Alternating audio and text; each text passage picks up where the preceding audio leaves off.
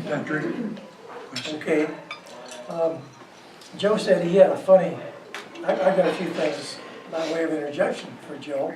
Some of them, most of them kind, some otherwise. But Joe said he had a funny story to tell, and I said, I might slip one in too, so here's one. Baptist minister got really tired of his own sermons and wanted to think of something else a little different that he might do. So he decided to have an exchange with the congregation, and he said, I'd like you to test how many hymns you know. So he said, I'm going to throw out some words, and you tell me which hymn that reminds you of. And so the first one, he said, Unconditional Love. All right, Amazing Grace was the first one. All right, that was easy enough. Then he went to Birds of Paradise. The audience had to think about that a little bit. They come up with I'll Fly Away. Remember that one?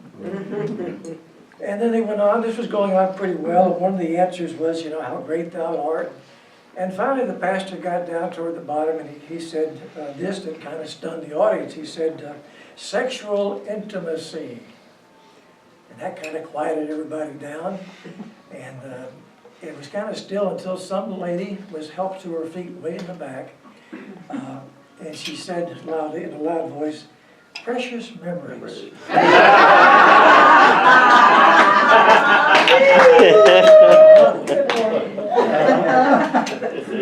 Now Joe, I always thought Joe was kind of the unofficial mayor of Chimney Rock. Go to him for advice and information all the time. But he is a man who never uses one word when 5 or 6 will do. He's a man who told us 2 Sundays ago at church that he sleeps with a prayer blanket and also changes his sheets in months that end in R. Joe was once sued by 2 80-pound pigs who were determined to sleep at the lodge. And he wouldn't let them, would you believe it? And so the pig's family sued Joe, and you might want to tell you that story later.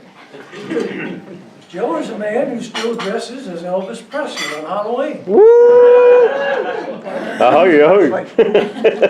And Joe is a man who secretly carries a picture of his 3rd grade crush, his teacher. I don't know if Linda knows that or not. It's in his wallet, Linda. And so Joe's a man who gives away raffle tickets at the lodge down there for anyone who will go down to the Episcopal Church on Sunday morning. The raffle ticket is to a nice-looking MG, a convertible down there in Redmond, and it described a whole lot like Nancy's. If you gave away 3 raffle tickets. And so, but most of all, Joe is a man of many, many friends, and that's why we're here tonight. Joe? Joe Carter. I don't think I'm. Thank you, Carl. You got every word. I don't think I need to say anything else. Any questions? A favorite Sunday school teacher of mine, I'm not going to mention a name here, but anyway, would always begin our lesson by telling us the object of the lesson every time. And I liked that. It's like a really good way to study anyway. Then we'd start with the lesson and finish up with what he was doing. So really, that's what I'm going to begin with the end. Is that Joe Carter, Lynn and I, we own the motel, the Carter Lodge, here in Chimney Rock. So that's it.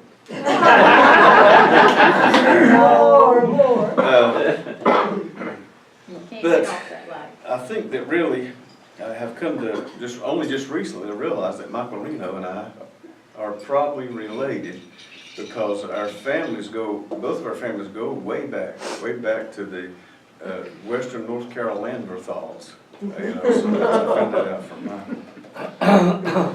Well, I will go back in time a little bit. Edward Carter, I've told some of you this story before. Edward Carter was my forefather. He lived about 75 miles out of what is now Philadelphia. That's where he grew up. He fought in the Revolutionary War. He ended up not getting killed. He ended up achieving actually the rank of sergeant. I guess what was probably pretty good back in the Revolutionary War. He ended up marrying this gal who she was not a Quaker. She was not a member of the Society of Friends, so they kicked him out of church. That's when they would church people. So, and he had some relatives that lived down here in Tennessee area. So he ended up moving here to the other side of Asheville, in an area what's now called Democrat. That is near, before you get to Barnersville. He built a grist mill on the Ivy River, and ended up having a matter of fact, the house that he built still standing over there. Next time Patrick and I are riding around, I'll show it to you, Patrick. But right there at Democrat Antioch Baptist Church, they have a Carter family reunion every year in August. A lot of Carters in that cemetery. But here the story gets a little dark. The government rounded up Indians all over the southeast, not just Cherokee, but Seminoles even from Florida, and marched them out west on the Trail of Tears. I know all of you have heard of that. And what they did, they gave land away in the form of land grants to these guys who had fought in the Revolutionary War, if they wanted it. It's free land. But I think what they were trying to do was to kind of keep some Indians from moving back in, because they were starting to drift back. Some of them were from out west. So the only stipulation, he had to move there, live there, and he took them up on that offer. And it was over. He had of course, like I say, he had a big family. He had about 11 or 12 kids, most of them boys. But he took them up on the offer, and he moved down there with all of his kids to Rabun County, Georgia. He left one of his sons, Solomon, he left him here to run the grist mill. Everybody hear me okay? Test? That's, you have your hearing aid in? Or speed it up, I get it, okay. He left Solomon here to run the grist mill. And that's who I descended from, was Solomon, right over here in Buncombe County. And that's how I got stuck here. All the rich Carters are down in Georgia. But I was born and raised right over there in golly, that'd have been about less than 6 miles from where Edward Carter lived. Because it's from where I grew up, it's 6 miles from there to Barnersville. And you're just almost to Barnesville right there at Democrat.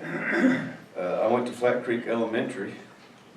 I want to start passing some pictures around. This is, you can pass them if you've already seen that cute picture there. That's prior to elementary school there, and my third grade school teacher was Miss Wallen, and that's who Carl was referring to. And I do have her picture right here. Oh, I think most of you have seen it. There. Hey, do you still have the gold rings in there? Still got the gold rings now. Yeah. And, so I'll pass her around here. I might be crazy, but I must do. Went to North Buncombe High School there, and Mr. Reeves was our high school principal. I'm going to start passing some of these around, and I'll get to them later, that way they can make their way around. Well, how about June Carter? Where does she come in? Well, I am related to those Carters over there in Tennessee. Maybe that's where I got some of my talent. I don't know. There you go. But, matter of fact, we were over there at the Carter family fold, and what was the Carter guy? Well, his name's not Carter. No, it wasn't Carter. But he invited me to come back and sing one Because he figured sometime. out you were the relative. He said, but bring your, matter of fact, Lynn and I went to the playhouse there, and somehow I gave him my name in Abington, and those people there, they misunderstood. They thought I was actually related to Joe Carter, the family member. They set us right on the front row. Everybody come down, asked if we needed anything. But my high school principal there, every other morning, he would get on a PA system and give us words of wisdom. And this was one phrase that he would give to us all the time. Blessed is he who expecteth little from life, for neither shall he be disappointed. It's kind of a philosophy for living, I guess. Blessed is he who expects little from life, for neither shall he be disappointed. I'm sure he was not intending for somebody to actually do that or live that way. I think he was trying to encourage us to do more. And but I took it that way. I took it literally.